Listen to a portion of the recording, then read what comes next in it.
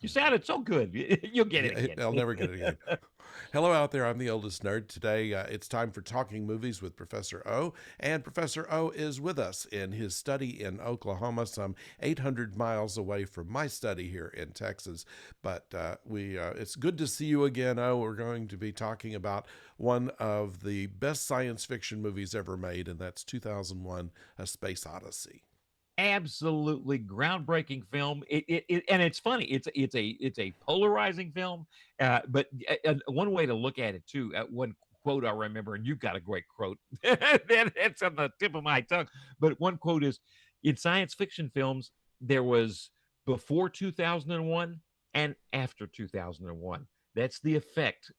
Films that you can just films that are made before 2001 are in one category, and after 2001 are in another category. And just Yeah, especially in terms of effects, special effects. true. Just Well, yeah, something about the special effects, and we'll talk about that in a bit, is that while they had some things that were absolutely brand new on this, they did some things that go back to the silence in some of the effects that they did, and right, some things that surprised me, like for instance, they didn't do any blue screens or green right, screens for that exactly. matter. So that was something that just amazed me. But I think that this film was so uh, effective. It had to do a lot, I think, with the time that we were in. This was 1968. We were in the midst of the Vietnam War. We were in the midst of the Cold War. We had a counterculture coming up, and they're the ones that saved this picture. At the initial screening of this film in Hollywood, 247 people, I believe, walked out of the picture, including Rock Hudson, who said, "Somebody tell me what the hell this movie is about." Exactly right. I just I that it was a disaster. A lot of them walked out by intermission. Intermission was a big breaking point to walk out. That's exactly right. And the counterculture saved the day. Yeah, actually, I understand if you're high in the Stargate segment of the movie, if you got real close to the screen and were high, it had some enhancement kind of thing. There's And it there didn't they work for me. I was in 1968. I was still in like sixth grade, but Right, right. Exactly. I think I saw this in a theater. I'm not 100% sure. I should be sure, but the yeah, but I was around the same age, and so yeah, memories are a little bit fragmentary for back then. But apparently, they even had they figured out when the best time to either take a pill or light the joint.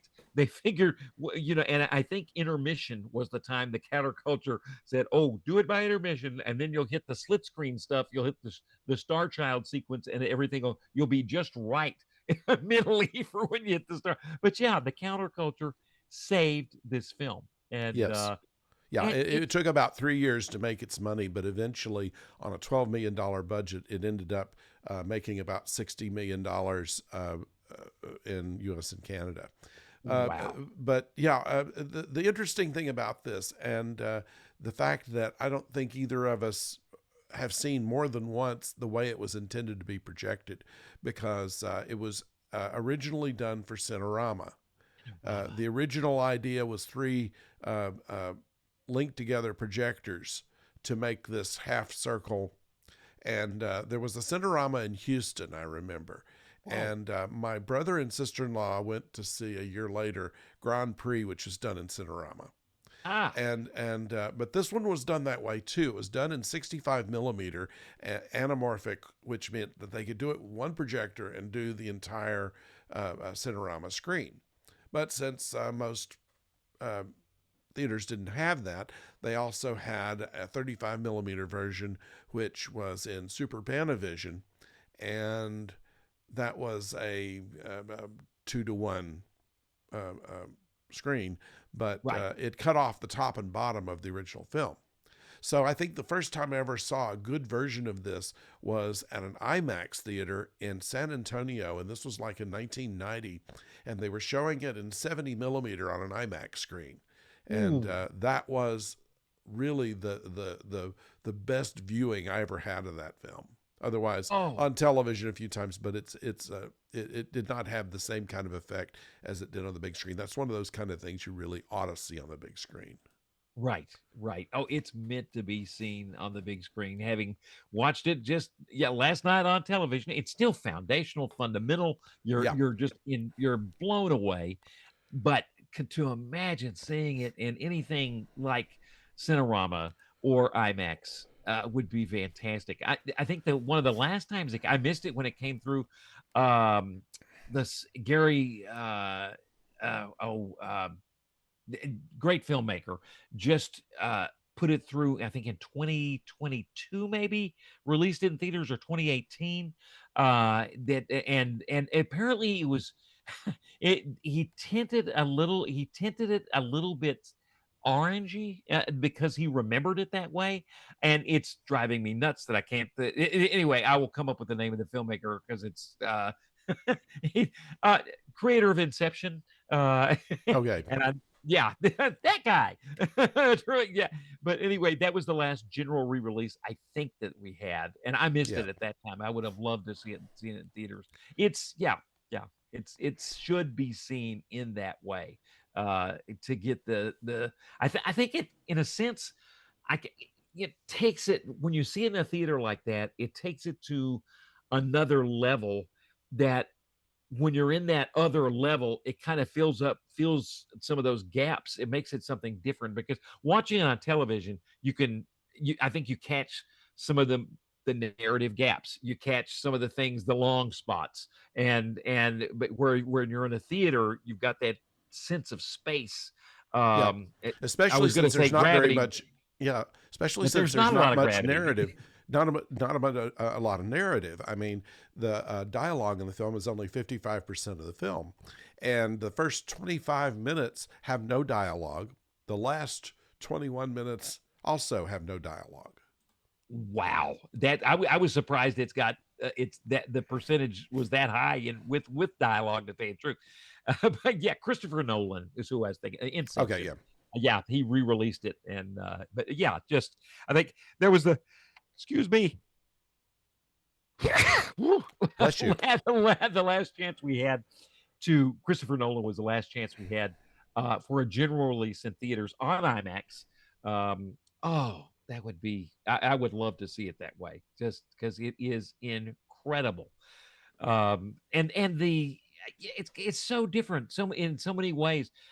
So there, you could probably count on, with two hands, the number of fingers on two hands, the number of films that where the writer and the director literally worked on the script together.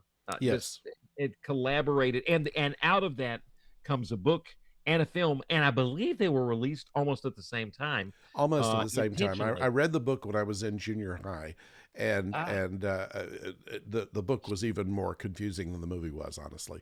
But they did explain a few things in there.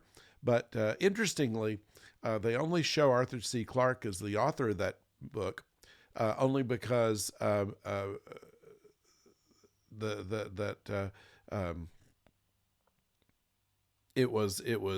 Kubrick thought that it would seem odd to have his name on it as well, but they really actually co-wrote the movie and the book. and the book, to get in the Chelsea Hotel working together, and apparently the book was influenced by the film was influenced by a previous book from Arthur C. Clarke, where there is a pyramid type structure discovered on the moon. I think he wrote that book in the early 50s.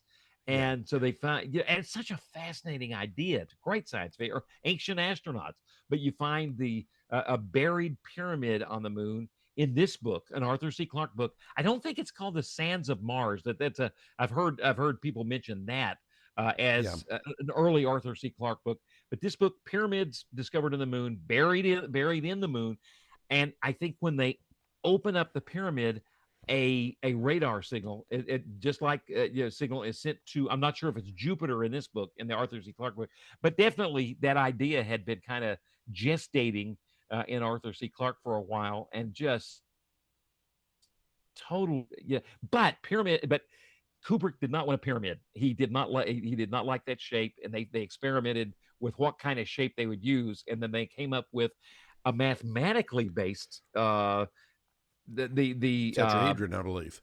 exactly kind of a mathematically based. I forget exactly what the math is on it, but yeah, the obelisk is yeah. Yeah, they found it didn't photograph well, and they tried various different shapes and found out that just doing the black monolith Right. didn't reflect the light off of it as much as everything else they tried, and that's how they ended up with that. Oh, It interesting of the symbolism of the monolith. It was the idea that there was another power out there that was helping us along in our evolution from the right. time in the prehistoric Earth to the next one on the moon when it's discovered there. That means it was time for us to evolve again by going to Jupiter. Originally, they wanted us to go to Saturn, and then it turned out to be Jupiter. And then the monolith there then goes into the third stage of humanity, and that's kind of as much explanation as they ever gave to the monoliths. That what did Arthur C. Clarke say again about Well, understanding? he said anybody that left this film understanding it means that we didn't do our job properly. That's because I was going to say, whoa, that is a Professor B. That's a good explanation of the different stages, and that does dovetail. Really good documentary with Pierre Duryea Yes,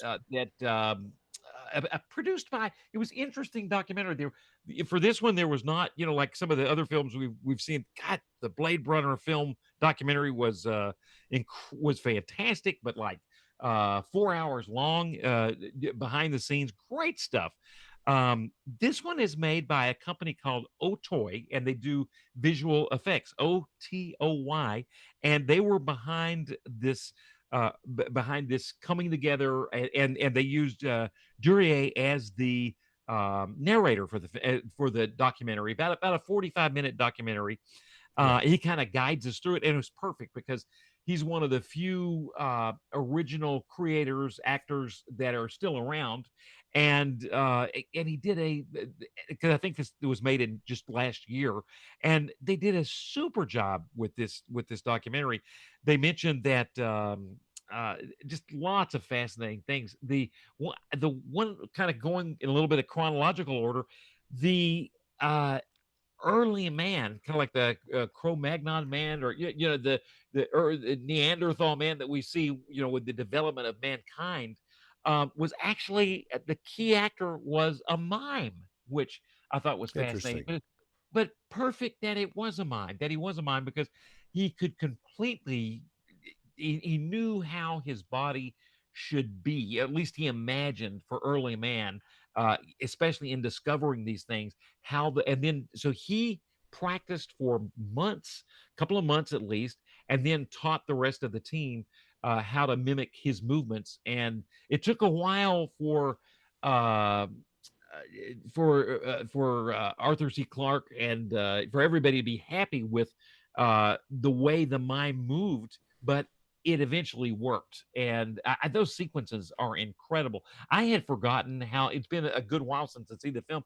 I had forgotten how long the Dawn of Men sequence was. That's Yeah, I think you mentioned it's full 21 minutes at yes, least, and ends on that famous cut. It was interesting. I thought the cut was where after we learned, like you mentioned, we learned that we can turn the bone in early man into a tool to kill animals and get protein, and also the same thing, a tool to kill your fellow man, to kill your fellow early man. But so he tosses, after they see the monolith, and he tosses the bone up. I thought it was going to be a match cut as the bone was rising, but it was interesting. It's the bone coming down, and then it actually kind of then you match cut that into one of these satellites that are around the Earth, and that yeah, match cut takes us 4 million years, 2 million years. I mean, it's a tremendous amount of yeah, time. something like that. Yeah, Yeah, but it's amazing how they were able to to do all of that. Uh, they had to. One of the things they wanted to do in this whole film was make everything as realistic as possible.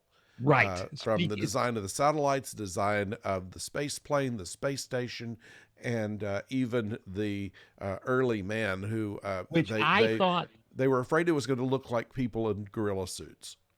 And so right. they went and did a very painstaking, I think it took them a year to put together the costumes for the people. They wanted very thin, long legged people so that they would look more, less like someone wearing a gorilla suit.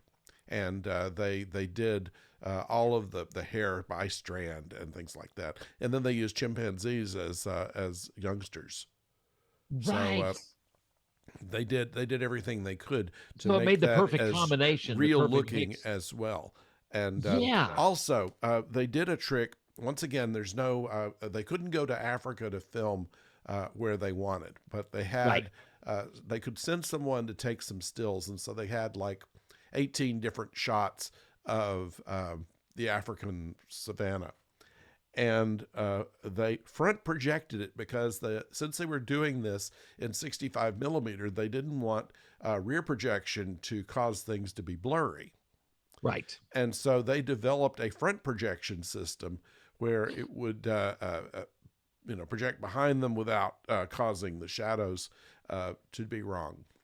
And Exactly. And that so was, they made these photographic plates yes, that that then they could be front projected. And you talk about a cell. It worked beautifully. they were Blue glass screen back plates, so then they would wouldn't. Yeah, they were glass plates, yes. and it were so hot. They said if you tapped the projector, it would have broken the plate.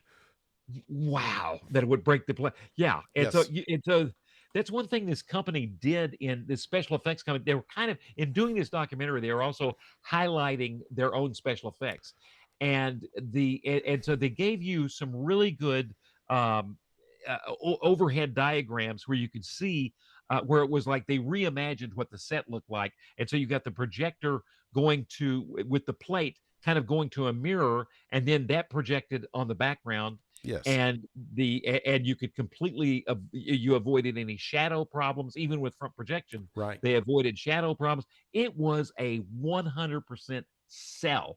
I thought they had gone to Africa. I had until I saw the behind the scenes thing. Yeah. It was a perfect. The only thing I was thinking, are the clouds moving? And of course, they're not because it's a photographic plate. But they cut away from that often enough, and then cut to some, I think, B-roll of some film in Africa. None with the early man, but they just got some like sunset shots, stuff like that. And in Uh, cutting all that together, it's 100%. It works. It is incredible.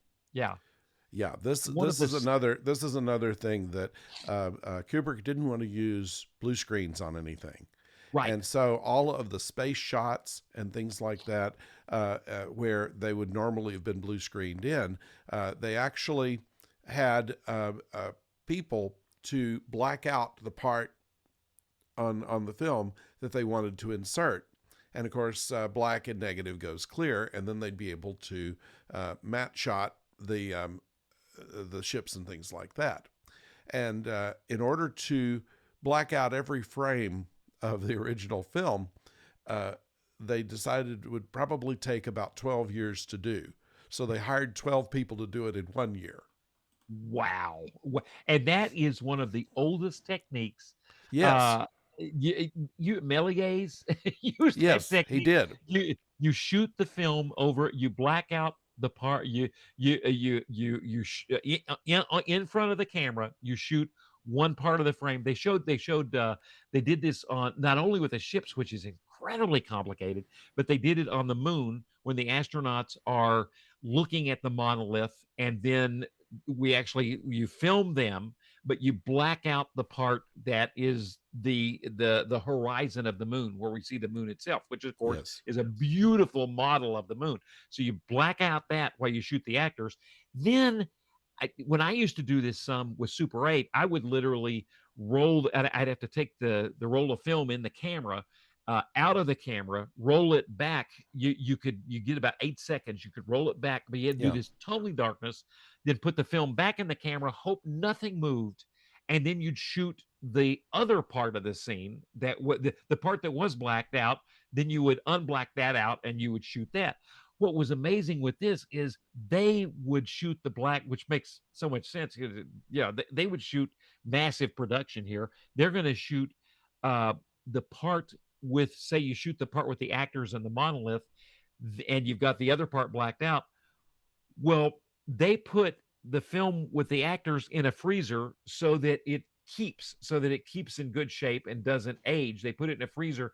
Then you get that same film where you know exactly what you blocked out, and you got to match completely with the new part that's now not blacked out, the model, and hope that the two mesh together.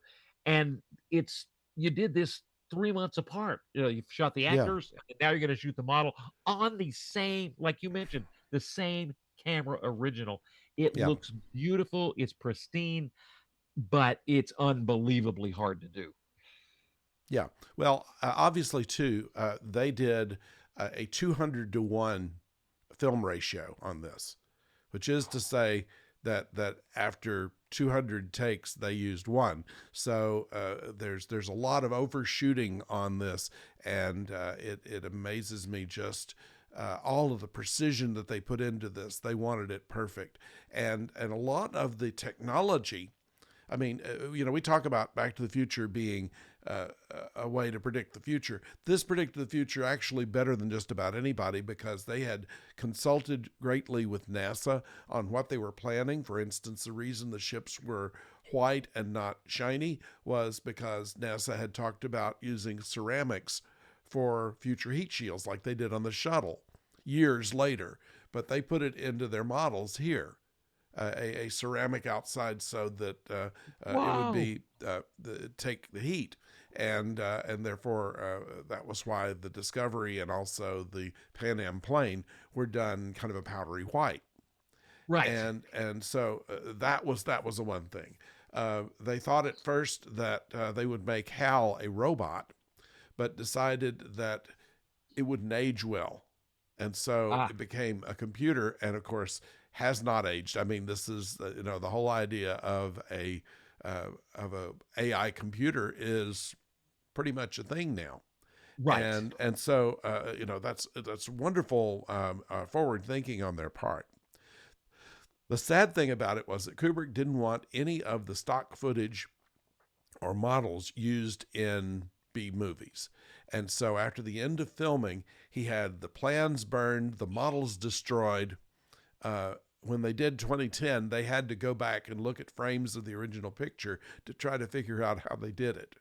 Oh, So the only thing was the space station itself was found in a field in England somewhere, and before they could recover it, this was 10 years later, before it could be recovered, vandals had destroyed it. So there's oh, there's nothing there's nothing of any of this stuff left, and that was a matter of, and it's something that the studios still do. They'll take oh. uh, stock film from other pictures to help what you're doing. I mean, We've literally gone yeah, from the king of Roger Corman doing that, taking yeah, stock footage of his own movie and putting him into later films, same ships, all sorts of stuff. And yeah, to the person that is not going to do that. That's fascinating. But you're right. That look of white that makes sense to when I was in this documentary. I was hearing a little bit about the model making, and of course they did the classic buying of they bought lots of model airplanes, trucks, missiles, and I thought Star and Wars was the first to do that.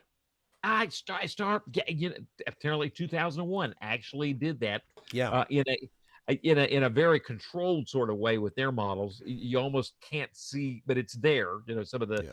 the kit build that they do, but but they also dirtied them up a little bit. I'd forgotten about that because this the type of process like the porcelain you were talking about or the ceramic, when it there is going to be a rocket flare or at some point they're going to get a little dirty. So the model makers actually made them a little bit dirty. Still, they're not too dirty because the whole look of 2001 is that clean, brand new world. One thing that's fascinating is they even came up with the idea of what we call a tablet now. I've never seen, Star Trek would always use computer terminals, but the Yes, idea of actually having a tablet where where you they were just they were lay, watching they were watching the BBC yeah, while they were having lunch. And the funny thing about that was that later on, when Sanyo came out with its tablet and Apple sued them, they went back to 2001 and said, "No, this is where the idea came from, not you." that's amazing. One thing I did learn too is apparently IBM was a consultant. Early on, they had IBM was going to be had their logo all over the place because Yes, HAL would have been developed by IBM. But as HAL became more scary and controlling, IBM wanted less and less of it. So yeah. finally, by the end, they said, "We don't want our logos anywhere." And I understand that how, while you can say that it is, you back the letters up alphabetically, Yes. they didn't do that on purpose, they claim. Right. It's still amazing if you back the letters up. Yeah, H2 and I. right. Yeah. Yeah. In fact, yeah, Arthur Clarke said, if I'd realized that, we'd have called it something else. We, so I think that's just a coincidence, but Yeah, still, it was. it's amazing. And the amount of thought somebody would have taken to come up with that comparison. But oh, the effects just I and you know I the like the shot the spaceships. It's one thing to have your actors when you film that part of the actors and you've masked off the top of the you've masked off the top of the camera or the top what the film in the you've masked off the top of the frame where it is black like you mentioned. It's one thing to do that when it's a static shot like seeing the monolith on the moon and the actors walk into that pit Yeah. and then they later insert the top of the moon, insert the craters. It's another thing to do that with the ships and the movie and the planets. But that's the way you're saying. That's I had not read. They Yeah, did they that were all same effect. traveling mats, and according to information on that, the animators who were blacking out every frame of the film in order in where the mat's going to be, went to work next for Yellow Submarine because they wanted to do something colorful. Wow, wow, Interesting. color. The Oscar for the special effects went to Kubrick when Right. Douglas Trumbull was really the one that should have deserved it, and a whole team of other people. And I think they changed the requirements for who could get a special effects Oscar after that. After that, and that was the one Oscar he ever won, Yeah, which was yeah, kind of very interesting, very strange. Um, the another groundbreaking effect because some of this technology is old, others is had not been thought of, but the slat, what's it called? The slat, what the photography where we're going into the yeah, I know Star what you're Child talking sequence about. at Yeah, first. Yeah, that was where a camera is your camera is filming basically and then what it's filming is like has got slits with it's this is making it sound so basic but it's slit scan photography is what it's called yeah, and but it's unbelievably hard to do when you watch that even now with computer animation all the things that are given to that we have now in terms of technology and for visual effects when you watch it you're still going how did they do that it does not look it's not computer animation so it doesn't look at all like computer animation it's its own but the slit scan technique I think Trumbull developed that and yeah. it's amazing he said it was unbelievably times taking and it's very painful process to go through and but the end effect was just the slit scan photography is incredible and I'm not even going to try to describe how that was done that is Yeah. so That's a little too inside baseball even for us, I think. But exactly yeah but that's sorry. well put yeah that was one the documentary does a good job with reenacting that. Yeah, they did a really good job. They used computer animation to reenact the making of the models and reenact the behind the scenes stuff. Yeah. Um, I'm trying to the other one that's another common effect, and we've talked because this one uses everything, groundbreaking stuff, and also stuff that goes back to the like 1910. Yeah. Well, the Whatever artificial it's gravity is the one that comes to mind here, where on the Pan Am plane, they have the flight attendant who is coming down a wall, and what they've done is they basically put the set on a gimbal, right. and that was done first in like 1920. That's And right. also the in on Discovery where they have the jogging track. It looks as if he's running up and all around, upside down and sideways, when actually the set is moving and he's staying in one Basically place. a Ferris wheel. That set was Yes. a Ferris wheel with a slit for the cameras. Yeah, that was, and Keir Duryea mentioned that there for some shots he'd had to turn on the camera himself because it's everything had to be just perfectly placed on the for especially when you're tracking kind of in the middle of the Ferris wheel. Yeah. Now these had to be Phenomenal. big cameras too because they're shooting 65 millimeter. What size would that have been? Huge. The behind the scenes, it looks like a movie. It looks like the projector I used to use. Basically a camera. A projector is the inverse of a camera, and vice versa. And so when you get to that size of a like 65 millimeter, they look like movie projectors in theaters. The camera was huge, just like a movie projector was. And yeah, and I just thought of that during age. Well, we had to turn it on. I thought, well, that's a process in and of itself, just Yeah. simply turning it on. And then the shots where they the shots, for example, when you know when Cara Dorier's character comes in to the airlock is phenomenal. That isn't apparently almost kind of dangerous when he came into the airlock in that shot Yeah, because to come after they couldn't Hal. use a stunt person, uh, Right. at least for some of the shots. One of the shots, of course, was actually him, and they did it by putting the camera on the floor, having the set sideways, and having him drop so the wires wouldn't be shown. So the why that's again how non-blue screen. There's no way to get a computer to erase the wires like we would now to get rid of the wire. It's they hid the wires by hiding the wires behind the actor. So you put the camera on the ground and the actor's dangling over the camera's on the ground and the actor's dangling over. Just incredible. And that's so simple. You'd think you could catch that as a viewer, but the way they shot it, it completely sells, and and it Yes, just feels like no gravity. These are people, you know. I, it's you think of the films that have tried to emulate, the and they it, is it. I think Ron Howard decided to film some of the scenes in Apollo 13 in the Vomit Comet. They yeah, did they take the NASA plane. This stuff looks to me better than any of that, than any like or the film Gravity. yeah. I think they also really try. This stuff looks better. Even the pin float, and the pin was such a simple idea on the clipper. The pin is embedded in a piece of glass, and so Actually, it was just taped on there because oh, that's right. Not even they take the pin. You can see them actually pull it off from the piece of glass. You don't see the glass, but you notice they have right. to pull it out of the air. But Such a simple. other than that, yeah, it was so believable. Yes, just the simplest technique in the world. One of the most complicated techniques, is where, and I don't think they used it much. And I'm trying to. Basically the effect is compositing or rotoscoping, but and Star Trek would use this quite often, where where you oh god I'm trying to remember the name of the exact name of it, but it's basically you film on top of film.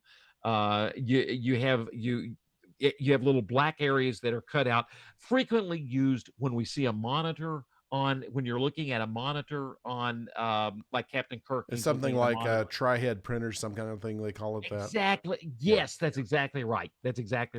I think they may have used that some for some of the I'm thinking like when we're watching the moon bus go across, but I've never seen it done this perfectly. You're watching the bus go across the moon, and then you look inside the windows of the moon bus and you can see people moving around. Or like when the big ship is landing on the moon with the one passenger, the guy coming in, the American guy coming in to land on Yeah. the moon. Um, and then once he goes kind of inside that moon base, you can see kind of on the sides, you can see frames of people. That kind of composite photography, I believe that was more of more of a common technique. It's unbelievably complicated, but it also involves your it's like several generations of film that end up being all composited together, and it doesn't look as real. And so I don't think Kubrick used it very often. I think No, it's something. in fact, he wanted to avoid that as much as possible, and I think that's why they did so many practical effects on this, and uh, he wanted to make sure that everything looked right, Right. and very much so that it did.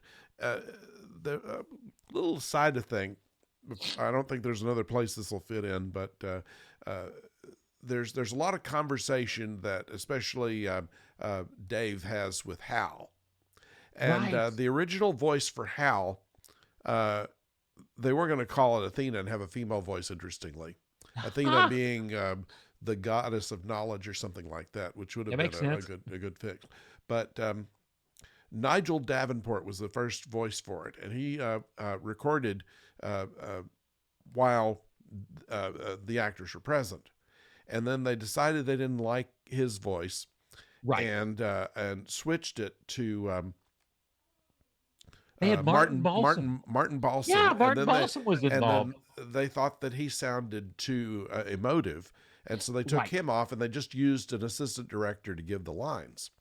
So by the time they hired Douglas Rain, who was the voice of Hal, that was something 3 months after all the photography had taken place, and so Keir Dullea never met Douglas Rain. So for all of the Right. conversation they had between each other, the two never met. And he got a flat fee and no residuals. I want his agent. Yeah.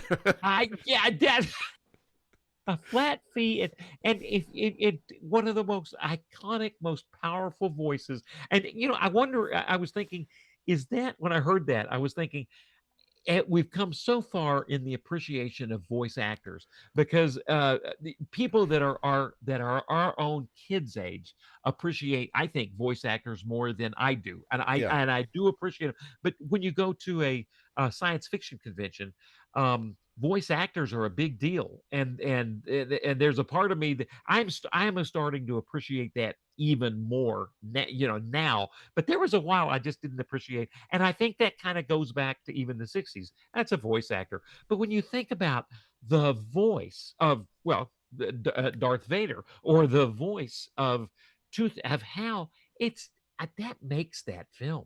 It really If you're does. gonna I don't think that if they'd used anybody else, it would have had the same effect. In fact, the Star Trek wanted to use Douglas Rain for their computer voice. He wasn't available, and so they used. I think I'm not certain if it was uh, Majel Barrett from the it very was beginning. I It was oh from okay. the very beginning. But definitely In by the time we're TNG, in, it was her, and the latter parts of the series, it was her. But I don't it think was that was the her, very, very first. and she was perfect for it too. But anyway, the interesting thing about that was the assistant director had a very thick English accent. According to this, one of the lines comes, "Better take a stress pill, Dave." I can't imagine how the actors were able to react to this without chuckling a little bit. And the funny thing is, music wise, so that's a temp track that, of course, we get rid of, and we get the voice that is the voice. But music wise, he hired, I think, Alex North to do Yes, to do the original the music. studio pressured him to do that. He wanted to use Ah, classical music as it was. He from the wanted to beginning. use the uh, I can't think of the name of the composer. I will in a moment. I mean, of the director. I'll think of it in a moment. But the he wanted to use classical music to begin with, and Kubrick. the That happened to Kubrick me did. too. The theater helped. Yeah. The theater wanted to, the distributor, the MGM wanted to have a soundtrack, and so they hired North to do the entire soundtrack. And North didn't know that they didn't use any of it until the film came out, and he didn't hear any Broken of hearted. it. That's, you know, and that's a little reminder. Sometimes I think nobody wants to deliver bad news to somebody, and you Yeah, always kind of know that you gotta muster it up inside, buck it up and give that bad news to the person. And yet you look movie after movie, we look at these fundamental lack of communication when somebody simply didn't want to say, we didn't use your creative contribution, and then they don't do it. And so these people, I can't remember the exact other time, but it was big, and it was yeah, like that. And they go to the movies like, and it puts these composers in tears, or whoever, did all that work and they didn't use their contribution. It's painful, that's uh, true. but that is, but that does happen. One thing. Here's the deal, though, that he did actually release an album of this with as the 2001, not a soundtrack, but 2001 music, and it sold all right. I Uh, would love to hear that. He's a good composer. yeah, Kubrick Yeah. wanted Herbert von Karajan and the Vienna Philharmonic to do all of it, and so Wow. most of it was. But when the soundtrack record came out, for some reason, they got somebody else. They got the Berlin Philharmonic substituting for some reason, and and that's because Carry-On was with Decca Records, and Decca didn't want to associate with the film. So they Wow. used Carry-On's music anyway, didn't mention Decca, and so seeing that the another MGM soundtrack, MGM Records released the soundtrack by Carl Böhm and the Berlin Philharmonic, and that caused Barenboim to be upset, and Carry On to be upset, and so he released another record saying it was a real soundtrack. So they finally got Decca into that because they realized they were going to be out some money if they didn't fess up. So And that so there are three different soundtracks to the film.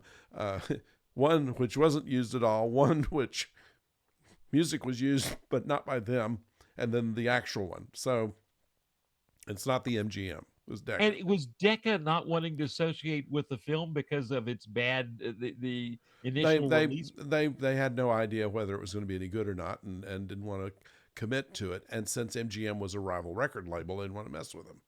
I wish Polymer Records would could have got a shot at that. That would have Polymer Records was the producer of they made Spinal Tap. They produced the album for. I'm kidding, but but if you Yeah. watch Spinal Tap, it's actually Polymer Records, and that would have been a great pickup for Polymer Records. Now there But was a contemporary composer that they used by the name of Yorgi Ligeti, and they used just cuts of it in various places, and didn't get permission, and so he sued them after the film came out. there there was a lot of that kind of this film definitely even there were rows between music composers and lawsuits even Kubrick and Clark had some troubles. Clark reminded me financially. Clark wouldn't pay him until the movie came out. So Yeah, he's been working on this book and movie for 4 years. And at some point, he's starting to need some money. He's living in a hotel because originally, of course, he comes from not Nepal, but he's Arthur C. Clarke lives at his homeland is not Nepal, but anyway, it's on the other side of the world, and where he was living, and it comes to live in a hotel room to write the script, and so he got a little frustrated with not being paid for a while. So yeah, there was a fair amount of litigation involved in this film. Um, the one thing that's kind of interesting is you kind of jumping around a little bit, but to yeah, what you always want to get at the end of the day, you look at what this was, the effects that like there's in terms of movies, it's before 2001 and after 2001. It's such a groundbreaking effect, it really is. but what We does it need to all say, yeah, mean? What before we get there though, we need to say before we get to something. the meaning, you're right. It's a big jump. We need to say something about the acting. And the reason that they picked Gary Lockwood and Keir Dullea is Ah, because they could remain calm through everything that happened. Their voices always sounded very down to business and calm, and that was actually one of the criticisms they got. But as the American space program, they were already talking like that when they actually went to the moon a couple of years later. It was a matter of this very staccato type of delivery, which these right. two guys did. And when big things happened, they didn't panic. They didn't show other than perhaps a bit of bemusement in their reactions. And I Right. think that was one of the things Kubrick wanted on this was he did not want overreaction. He wanted people behaving like professionals who are trained to deal with the unknown and keep their cool, which they That's did. interesting. He is bound to have seen. They didn't mention it, but and Gary Lockwood, I don't think is with us anymore. But he was, No. but he was bound. Kubrick was bound to have seen Where No Man Has Gone Before with Gary Lockwood, the Star Trek episode, the second pilot. And it's just and when you think about that second pilot, he is not. You mentioned a little bit of bemusement at times, and that is about as emotive as Gary Lockwood gets. I mean, Mm-hmm. he's given the chance in that Star Trek episode to emote a lot. His eyes Yeah. turn silver. He is able to read people's minds. He has super kinetic powers. Made it more scary though. Right, maybe more scary that the That was most that was one of the things that they one of the notes they gave to Ricardo Montalban in Wrath of Khan was that you don't play it angry, you play it at a whisper. And that was Buried something alive. that's and he took that to heart. Yes. I don't think he started out that way. No. He started out overdoing it, but they said take it to a whisper. And the funny thing is, it fits in more with his first performance from Space Seed in Star Trek. We're going to Star Trek for a second, Yeah. but yeah, Gary Lockwood is. When you mentioned that, it just reminded me of his acting in I think that's Where No Man Has Gone Before, the second pilot. I know it's the Yes. second pilot. I'm trying to Yes. remember Yeah. the name. That's And right. and he's very controlled and definitely a little bit more so in 2001, but works beautifully. Oh, and the communication from, even though it looks a little different, it's like what would be Houston Mission Control talking to Jupiter. You just see this one man framed up, but it's all the transmissions are very technical, and the voice you described is Mission Control sounds exactly right too. They just nail it on that level. But the acting is fantastic. And I think you mentioned the one other actor that he was in UFO. Yeah. The and he drove the kind of moon bus, right, or the pilot for the ship Yes. that. Yes. He Yeah. was the captain of the moon bus. That was get his name real quick. And of course, they had the huge British connection with Kubrick filming in Britain, Yeah. so using Ed British Bishop. actors. What's his name? Ed Bishop. He was in That's right, UFO. Ed Bishop. Key part in UFO, which it's funny that those were, when you think about those, the UFO Space 1999, the same team that's making that, they also use very practical effects for what they do. Um, but the meaning of the film, and you started off with such a we're looking at an alien race that seems to give us something that's going to help us develop in a key way. Arthur C. Clarke viewed emerging from the land into space as important as amphibians coming out of water and us evolving into a Absolutely. land-based And species. Yeah, there's some symbolism there too. They have the sun and the moon kind of together in that lined up. opening Yeah, shot. Yeah, that is a symbol of Zoroastrianism. Zoroastrianism. It's a ancient Persian religion, and it predates Buddhism and Christianity, and based on the prophet Zoroaster, also known as Zarathustra. And then think the music also sprach Zarathustra, which Right. was in English, thus spoke Zarathustra. Whoa. I that is incredible. What a when you just mentioned the lineup, it also reminds me of Stonehenge. Yeah. It's when which incredible structure built around definitely built around uh the movements of planets, the sun, equinox, the it and but when you see all those, and in Jupiter too, I believe you see, seems like when they get to Jupiter, you see the moons of Jupiter kind of lining up too. So Yeah. yeah, that definitely makes that connection to that religion, and I've heard of it. It's easier to read than say. You did a fantastic Yes. job of saying the word, even with an ism at the end of it. And I will, but yeah, interesting. One interpretation, which is interesting, is based on, it's one I've used in like the genre studies class, and from a book called Science Fiction Cinema. Christian Cornea does an interesting job. She With about connects. 1,000 handwritten notes in it. I admire Yeah, your scholarship there. I love to write on the sides and what.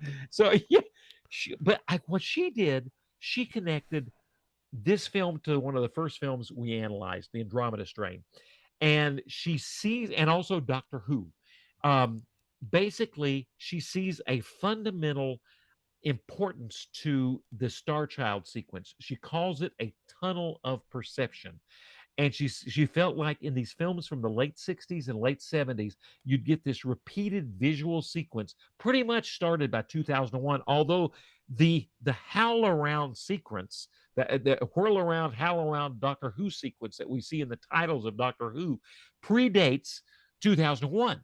But she feels like that we are taken as viewers on a trip into this tunnel of perception. And she views it as, she says, the tunnel of perception can have different meaning according to different times. But in the late 60s, the effect of this tunnel of perception was to certainly engage us, to make us a sense of awe and a sense of wonder, Yeah. but also a sense of we're put in a thoughtful space as we look at these, the Doctor Who howl around, or the especially the Star Child sequence. We're put in this thoughtful space, made to think, and also come up with a degree of skepticism, and almost like healthy skepticism, really thinking, what am Yeah. I seeing here? Is this real? So she connects that to the Andromeda Strain, where she feels like that these two films rhyme, whereas the 2001, hardly any dialogue at all. Andromeda Strain, tons of dialogue, so they kind of match. But where they're tied together is the, and she says, where do we see the tunnel of perception in the Andromeda Strain?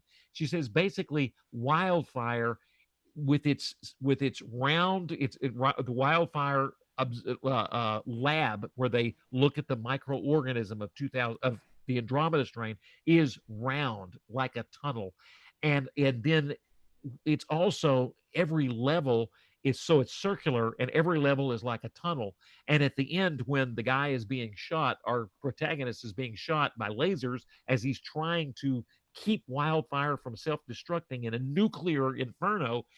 He's kind of going through a tunnel of perception himself, a sense of healthy skepticism, really thinking about who we are, even politically, where we are. It's kind of a stretch, but I also kind of get it. I think it's a fascinating observation, or tunnels of perception. And I love the fact that it starts with Doctor Who.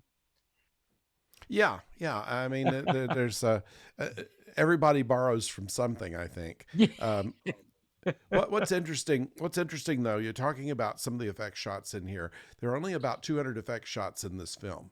that's amazing. That it's Surprisingly, only, there were like 400 in the original Star Wars, yes, yes. And and there's then only, and those are considered small at this point. exactly, those numbers would be considered, and they're just so fundamental. But the eh, eh, the one other film that kind of reminds. Let me ask you: did you come out of this film thinking of Star Trek: The Motion Picture a little bit?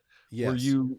Yeah, I did, especially where they're going into V'ger. I mean, they did a more, frankly, low budget version of going into the imaging chamber of V'ger, but still, I saw a certain um, kinship with this film. Obviously, Robert Wise was influenced by that greatly, and the whole pacing of the motion picture was very much in line with this. I think he wanted to make another art film out of Star Trek, and uh, if he'd had 4 or 5 years to do it like they did here, he probably would have.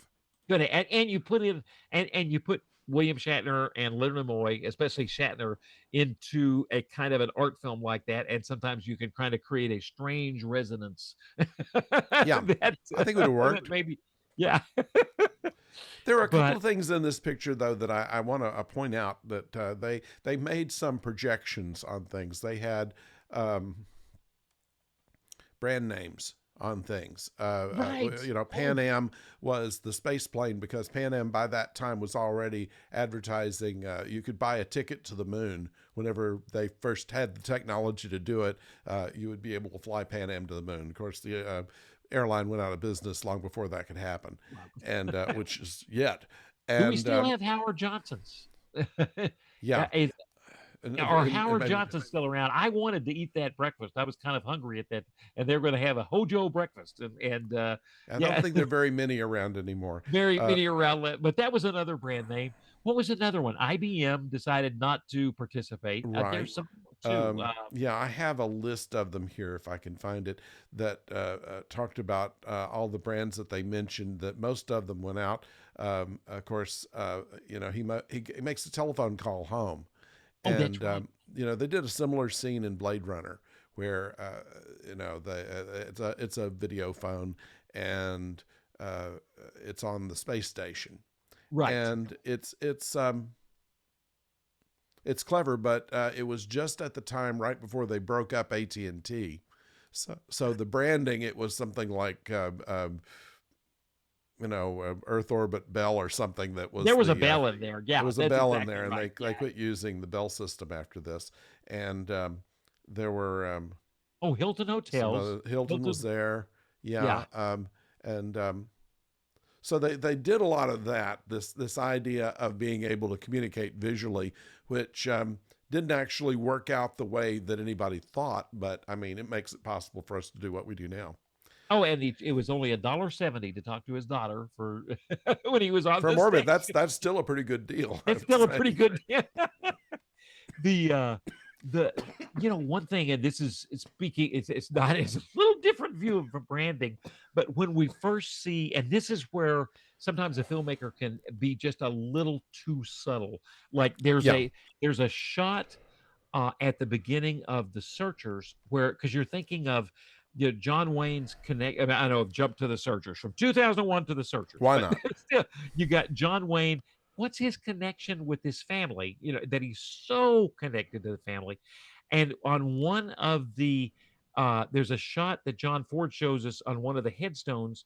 Uh, I think in where the daughter is going to hide before the Indian attack, and it makes more of a direct connection to Ethan, to that family, even though that is his sister-in-law. That there's a connection, but in for 2001. So how does that connect to 2001? 2001, when we go from the shot of the bone and then all of a sudden, and then we get to the downward, and it's so beautiful. It's like this satellite seems to be moving down in orbit, uh Yeah, kind of not matching the bone, but it's like the bone going up, then it coming down. And on this satellite, I'm thinking, what is it? I'm looking at it. What is it? These are kind of boxy things. They don't look like the Pan Am Clipper. They're orbiting, and I'm thinking, okay, comet, the satellites, but they look kind of funky in a way. I just remember, and then they've got these little logos on them. Turns out that is that's an array of a nuclear wow, platform. It's like each country, Japan, not China, Russia, America, have this orbital, this new, this orbital platform of nuclear weapons that can then attack Earth from space. Which, of course, we talked about earlier. You and I did with that Star Trek episode Gary Yeah. 7 was trying to prevent. So there's a tension that you almost don't catch at the beginning of the film, that as peaceful as Earth looks and as incredibly advanced with the Pan Am Clipper, we still are surrounded by nukes. We have decided that that's the way to police ourselves. We've got an orbital platform, each country. Well, at the end of the movie, when the Star Child comes along, they're not there anymore. Those Yeah. satellites, nuclear satellites. So does the Star Child basically dissipate that? Does that, when the Star Child comes, that next development in human evolution, does the Star Child somehow get rid of that danger that we've made to ourselves? The It's the ultimate next danger. step of evolution. Yeah, exactly. And apparently Kubrick had envisioned that we actually might see the aliens, that either uh, were they from Jupiter or connected to Jupiter, they actually might see them and design suits. And he put the mime, the guy that played the early man, in one of those suits, and it just didn't work. It was Yeah. it didn't work at all. And so Kubrick, I think, destroyed the suits. Apparently, there's a few production stills left, and he even cut 11 minutes from the film from the disastrous premiere. He cut 11 minutes from the film.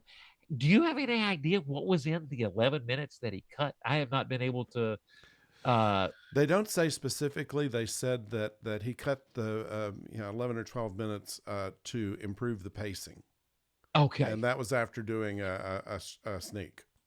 right. Yeah, now that you say that, I apparently we see Gary Lockwood jogging around the station, or doing something kind of repetitive, and he had also filmed Care Durie doing the same thing, and audiences were kind of banging their heads, going, "Why are we seeing this again?" And so Yeah. he did cut, like you said, 12 minutes out of the film. So. Or 11 and a half, something like that. But when I hear that, it always makes me wonder what was cut from the film. Yeah. Well, always is, but I mean, we've seen so many of these films that have given us the cut scenes, and the cut scenes are usually them, standing around looking at each other for another moment or so. So often not worth seeing. But They left those in the original cut of Star Trek: The Motion Picture, though, standing around looking at. yeah, I'm still looking for all of the brand names that they used in this, and it'll eventually come out sometime after we've gone off the air here. But the one of the things I noticed was on Clavius Base, they're Right. about to have their meeting, and there's someone taking pictures, and it's completely silent. And it's a tiny little thing. It's a digital camera. It's something that I didn't understand when I first saw the picture, because it didn't look like a camera. It looks like somebody's just holding a block and just going and nothing. And that's exactly how our cameras work now. And so that's another interesting point there of just how predictive they were of what was to come. And that reminds me of a scene. You're right. When you think about it, it doesn't look that far from, the early digital cameras from, say, 2003, that we were using, before we started using our phones all the time. But Yeah, the conversation on the space station, on the orbiting Earth orbiting space station with the Russian scientists, was yeah, so interesting, because the Russian scientists know something is going on Clavius. They know something nefarious, something mysterious is going on. Of course, they think it may be some sort of contagion, yes. which was the cover story at Their cover first. story, yeah, that there was some kind of Yeah. flu. Yeah, But what's it's classic Kubrick, especially for this film. You don't see it as much, say, in Spartacus, but that the classic Kubrick, in the sense that you have this scene with the Russian scientists, which is a little bit slow when we don't know where it's going to go, but we never have what seems to be like, I'll meet you for breakfast after I call my daughter, and then we'll talk about what this mission is really about. We never had breakfast in the Howard Johnson. But it seems like he does that a lot. yeah, Shooting style was, this is, and one point another, there's not many podcasts on this film, but shooting style is of course very locked down, very classical, wide angle. Sometimes you're kind of, anytime you get a close up, sometimes they're drastic close ups like Hal's eye, or sometimes a close up of the face, and all of a sudden it's a little bit like you're assaulted with that close up because we've kept wide static shots for so long. But every once in a while, Kubrick goes handheld, like when they go handheld down to see the monolith, uh, and all of a sudden we're going down those steps. That it just kind of comes out of nowhere, but it's, in a sense, it's very effective. It jars you back into the film because all of a sudden we're going to handheld, and another sequence that's handheld. I wonder. I'm trying to remember where the on the way. I think, on the way to get to take Hal apart is definitely a lot of, I think, some handheld photography when Yeah, he's on the way to decommission Hal. I But believe there was. those kind of, but other than that, it's locked down, pretty much classic photography. And of course, just like you mentioned, there's not that many effect shots in it. How many actual shots are in the film?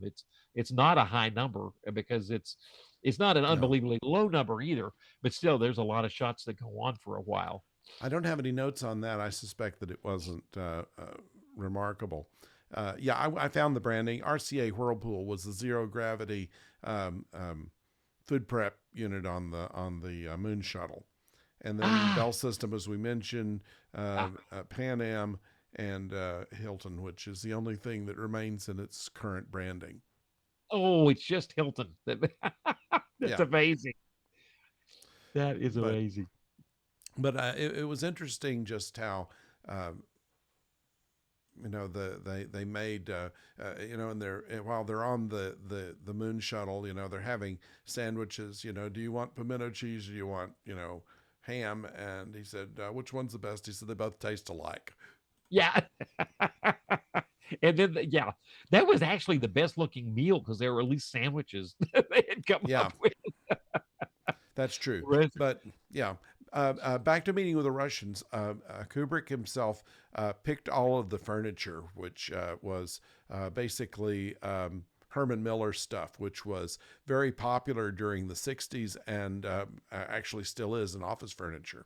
And so Oh, he got this existing ultra modern um, Herman Miller furniture for where he met with the Russians. Keir Durier's favorite set, speaking of furniture, was the hotel set. And he said what it really was lit from below. Yeah, And so just imagine the complexity. I'm amazed they did it even in 1968 dollars, that they could still do it for, would you say 12 12, million or 12 million. 12 Yeah. million? I mean, it looks, even then, I would say, even with that back then, I would say it felt like a 15-20 million dollar film. They said that 60% of the budget went to their special effects.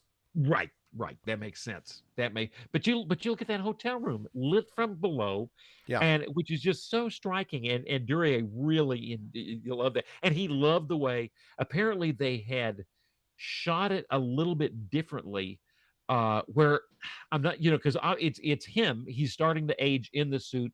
Then he sees himself eating breakfast. Then he sees him in the bed, and each and as and basically the idea is the aliens had created this hotel room out of his mind because it was a comfortable place for him to be.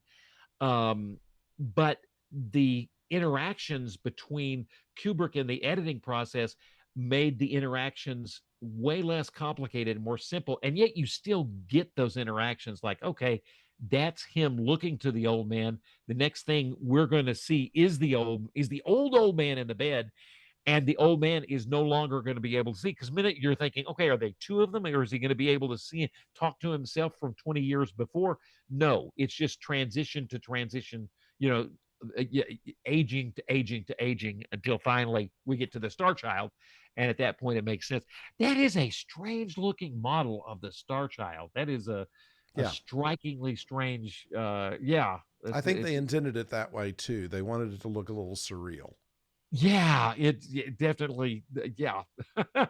It looks surreal in a very different way than Ron Howard's brother playing. oh gosh, in the Corbomite maneuver, Baylock. uh, Blaylock, yes. That looked very strange too, kind of childlike, but in a very different sort of way. Yeah. I have to say that although he has had a very rich film career, Clint Howard was um, not an attractive young man and not an attractive adult either.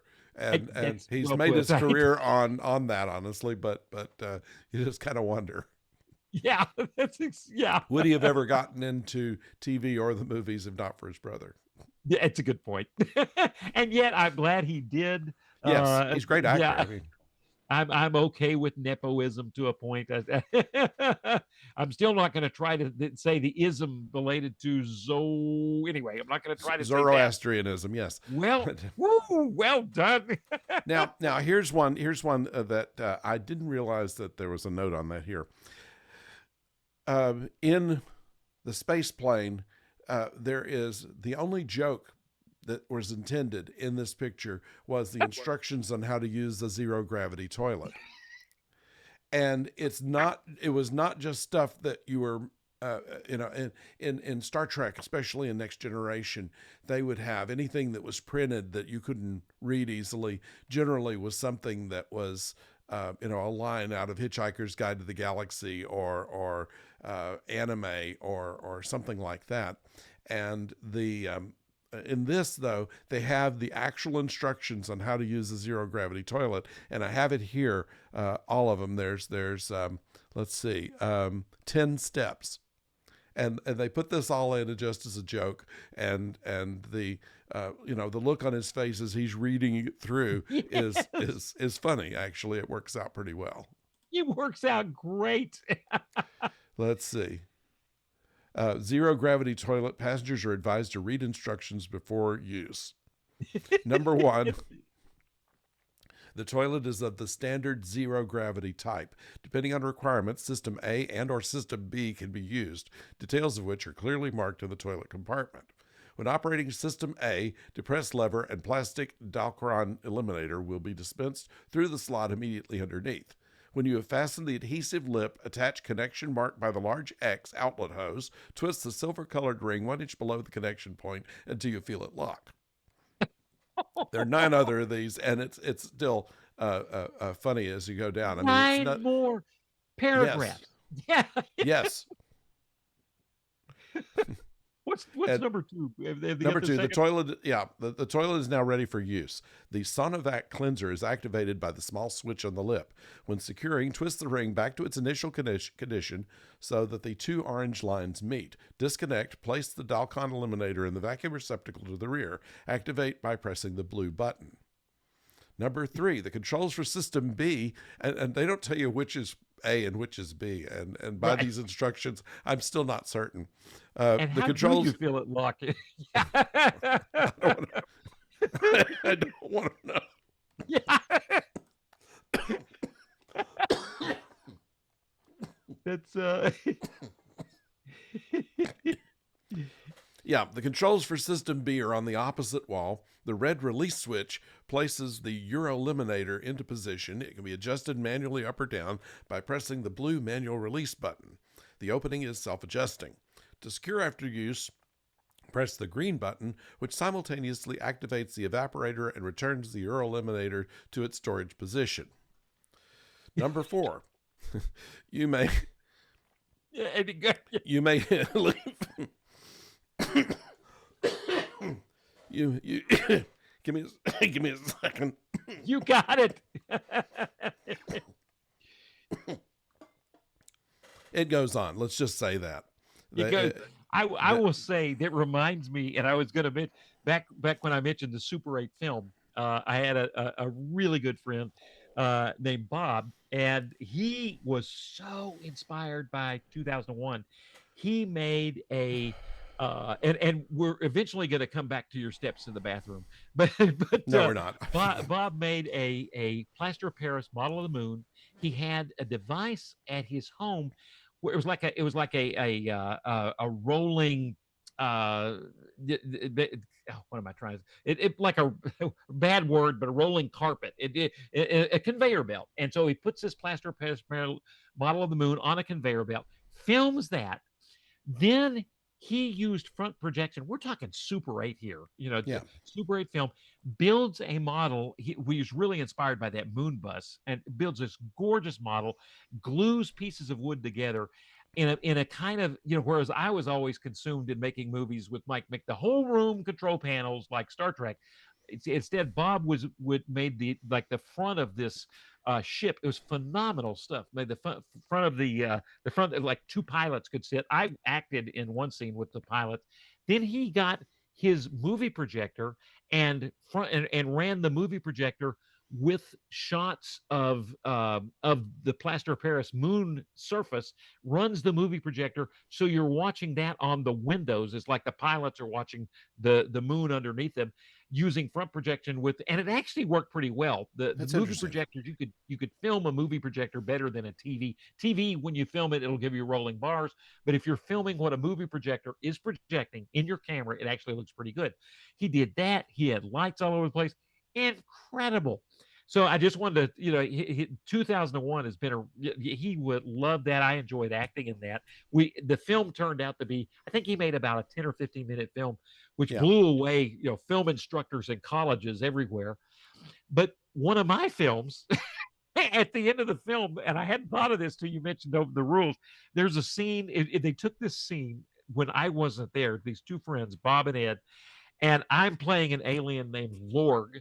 This is from a book Bob and I had read. Lorg was set, I think, on the moons of on Titan, moon of Saturn. So I'm playing the commander Lorg, and then there's Lorg's assistant, and they dubbed my voice in, and was like, we're sitting on these chairs. They dubbed, "Oh, I really need to go," where Lorg was a little constipated, and so, but it's one of the funniest scenes in where they completely dubbed it in, had nothing to do with the plot of the movie as such as it was.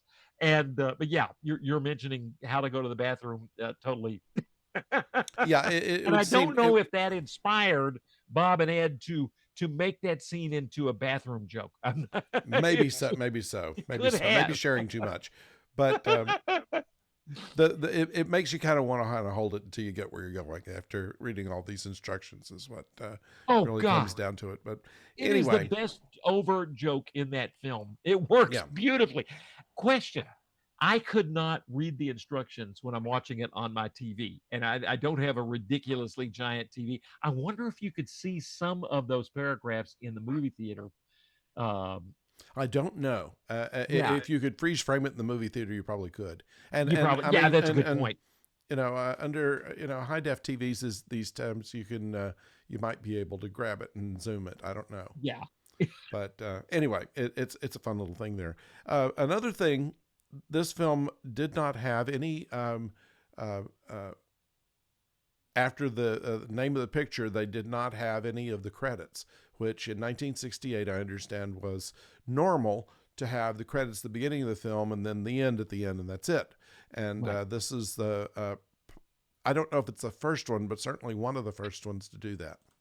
Another before 2001 versus after 2001, because you're exactly right. That's right at the demarcation point of where films, that used to drive me crazy, credits at the beginning of the film, because now I love watching them.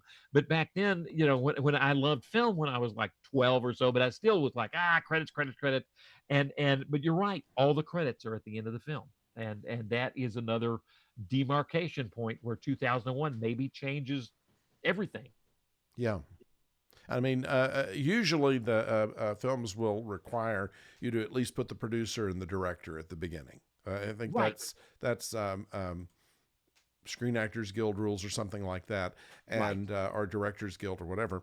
And George Lucas got in trouble with that with Star Wars because he said, Lucasfilm Limited Production Star Wars, and they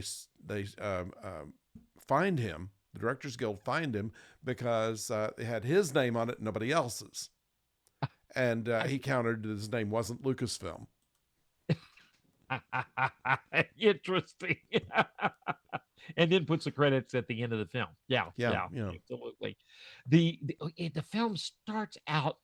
I wondered how that, as I was watching it last night, I was thinking, and my friend Bob saw it countless times. I think at a theater I later ended up working for, but in 1968, 1970, I was watching Airport, the movie. Yeah, I love yeah, that film. But in for this film, we start out in complete blackness with an overture, darkness for I want to say it feels like 2 minutes. I'm sitting there yes. thinking it had been a while. I'm thinking, is DVD player working okay? I thought, nah, I'm hearing the music, and yeah, They cut and that out for the theatrical thing, though. The ah, original plan was for it to be a road show picture, and you may be able to explain to me what that means. But they had written an overture and intermission music, right, and after also they had planned to do a black and white documentary on space exploration uh, before. that's And at the right, last minute, they decided they were going to cut all of that out. All the music was gone. The intermission was still there, but it was quiet. And right. so the film begins. But yeah, and some of the re-releases, they've returned uh, the beginning of the picture music, maybe With during the music, animation. but those interviews were sound fascinating. I think those still, I think some of them were in black and white, but yeah, there were going They to were in be black and white. interviews with NASA experts that Yeah. were attached to the film. Yeah, which sounds fascinating. That's probably more interesting than the 11 minutes that were cut. I wonder what those aliens would have looked like, and that still would have been fascinating. But probably a good decision to cut the aliens watching Duryea, at the end of the film. That all their only presence, Duryea was saying, the presence of the aliens, you feel it, you can hear it, maybe in a little bit of breathing in the hotel room. You sense he's being watched, Oh, and the breathing, by the way, was done by by Stanley Kubrick. that's a that's yeah. I get he wasn't as picky with the breathing as he was with the voice of Hal. So yeah, No, decided just did he that would work. himself. Yeah, I don't know. I don't know if that was legal for him to do, but because Jerry Anderson used to get in trouble while doing Fireball XL5 for putting his own hand to flip switches where the puppet hands wouldn't work, and they got after him because he wasn't in the Screen Actors Guild. That's a for his hand. That's it. You never But know when you're going to need that hand to cut in. That yeah. that's true. My question to you though is, let's see. I don't have a runtime for this picture. Do you recall what the 240, I think, 2 hours and 40 minutes, somewhere in Yeah. there. I think it So might have been 252 with the cut, but yeah, 240 I think is a runtime. okay, so a film of that sort would have an intermission. So what exactly is a roadshow picture? I don't understand that I'm going to nomenclature. have to do more. You're right. Really? Other than honestly, that's such an that's a term. I'll see that in like the Quentin Tarantino, Village Roadshow Productions. That's for next time. I'm going to have Okay, to do some okay. research on that. Um, and then another thing that leaves you with this film is, which gets us back to Kubrick, is the idea of AI. And in his last film that he was working with Spielberg, and then he passed away in the making of the film, was AI. And that Yeah. could be an interesting, that just to compare the difference, and how AI is when we see Hal, and then AI in that film, which came out I think in '99, could be an interesting exploration. Yeah, yeah, but it's certainly interesting that they came up with the concept for artificial intelligence at this time, other Right. than and actually put some thought to it, rather Yes. than the usual just I'm a computer and I can talk to you kind of thing. Right. And Right. so and they had Hal playing chess, by the way, and I've read that they based it on a classic chess movement setup. That's the way they always do that kind of thing. And Hal says, you have two moves until I checkmate you.